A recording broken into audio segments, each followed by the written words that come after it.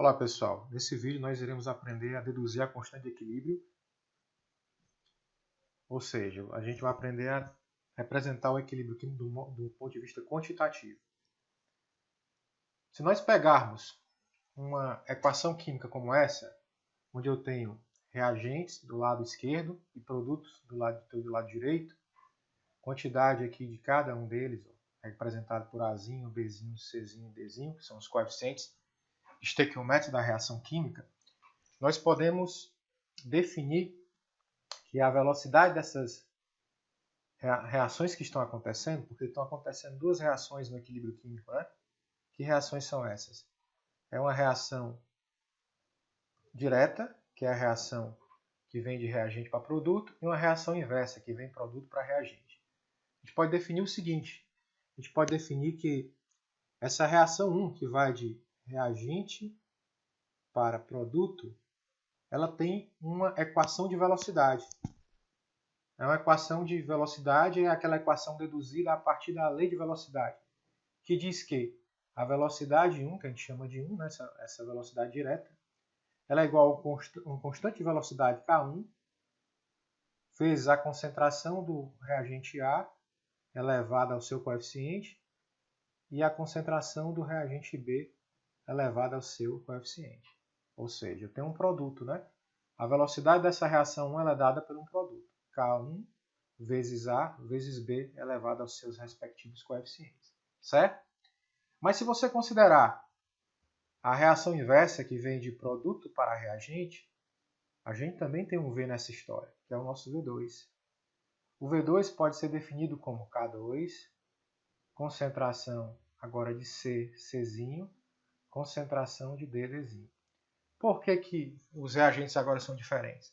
Porque na reação inversa, C e D agora são reagentes, não são mais produtos. É o inverso, né? Ok, então, é porque eu tenho as minhas equações de velocidade. E por que isso é importante para a gente identificar o equilíbrio?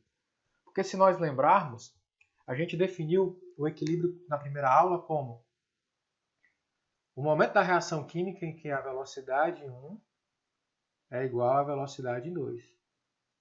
Dessa forma, nós podemos reescrever aquelas equações aqui. Ó. K1, concentração de A, Azinho, concentração de B, Bzinho.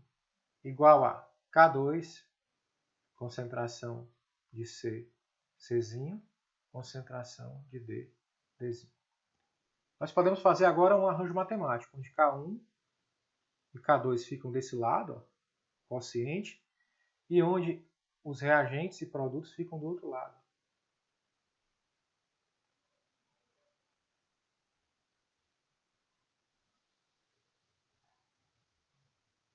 E o quociente entre duas constantes é uma constante, que nós iremos chamar de constante de equilíbrio. Ok? Então nós deduzimos nossa constante de equilíbrio. Nossa constante de equilíbrio, quando é em função de concentração molar, é chamada de Kc. É a constante de equilíbrio em função de concentração molar. O que é essa Kc, pessoal, que a gente acabou de definir? O Kc é o quociente entre essas duas constantes, a constante da velocidade direta e a constante da velocidade inversa. Então, a constante de equilíbrio ela vai ser definida como o quociente entre as concentrações dos produtos elevado aos seus coeficientes estequiométricos, né, sobre a concentração dos reagentes elevada ao seu coeficiente estequiométrico. Essa é a minha constante de equilíbrio, ok? Essa é a minha constante de equilíbrio. Tá certo? Então, a constante de equilíbrio é função das concentrações. A lei de equilíbrio é expressa dessa forma. Constante Kc, que é a constante em função da concentração molar, é igual à concentração de produtos elevada ao seu coeficiente estequiométrico dividido sobre a concentração de reagentes elevada ao seu coeficiente estequiométrico. Esse é o conceito de constante de equilíbrio. Tá certo, pessoal? Então vamos montar a constante de equilíbrio em função dessa gosto, né? A síntese da amônia. Tá certo? Vamos lá. Vamos ler a equação. O que a equação está dizendo para a gente? 1 mol de nitrogênio gasoso reage com 3 mols de hidrogênio gasoso, gerando 2 mols de amônia gasosa. Como é que seria a constante de equilíbrio? Constante de equilíbrio em função de concentração, chamo de Kc, né? Concentração molar em função de concentração molar e Kc. Constante de equilíbrio em função de concentração molar. É igual à concentração do meu produto, que é a amônia, elevada ao seu coeficiente estequiométrico, dividido pelos seus reagentes agora. Nitrogênio elevado a 1 e hidrogênio elevado a 3. Aqui é a minha constante de equilíbrio. Constante de equilíbrio, Kc em função de concentração molar. Aplicação da lei do equilíbrio. Produtos elevado ao seu coeficiente dividido por reagentes, concentração de reagentes elevada aos seus coeficientes estequiométricos. Ok? Vamos agora para um segundo exemplo. O que esse exemplo tem diferente do anterior? Se você for ver aqui, todas as espécies estão na fase gasosa, né? Aqui não, ó. Aqui eu tenho espécies na fase sólida e na fase gasosa. Vai ter diferença em montar a constante de equilíbrio? Vai sim. Por quê? Preste atenção, isso é muito importante. Quando eu falo de sólido e líquido puro, essas espécies que são sólidas ou líquido puro, elas não entram na constante de equilíbrio. Elas não entram. Por que elas não entram, professor?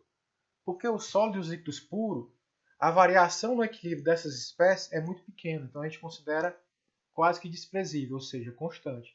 Então constante não vai entrar aqui no equilíbrio químico. Então como é que você montaria essa constante de equilíbrio agora? Seria o seguinte, ó. Constante Kc, constante de equilíbrio em função de concentração molar, é igual à concentração de óxido de cálcio, sólido, né, para não esquecer, ok? Elevado ao coeficiente, concentração de CO2 gasoso, elevado ao seu coeficiente, dividido, então, pela concentração do carbonato de cálcio, sólido, elevado ao seu coeficiente. O que acontece aqui? O sólido, ele é quase que desprezível sua mudança, né? Então a gente pode considerar que ela é uma constante, essa concentração. Então ela não vai entrar aqui, ela não vai variar. Então, cortei, né? E aqui embaixo também eu tenho outro sólido, então eu vou cortar. Então a gente pode dizer que para essa equação, a constante de equilíbrio ela vai depender só de quem? Da concentração da espécie que está na fase gasosa, que é o CO2. Ok? Então essa aqui seria a constante de equilíbrio dessa equação em função do CO2. Tá certo, pessoal? Então lembrando, ó, sólidos e líquidos puros não entram nessa constante de equilíbrio. Entram substâncias no estado gasoso e espécies aquosas, né? Ou espécies em solução. Ok? Tá certo? Então vamos resolver os exercícios para fixar esse conhecimento.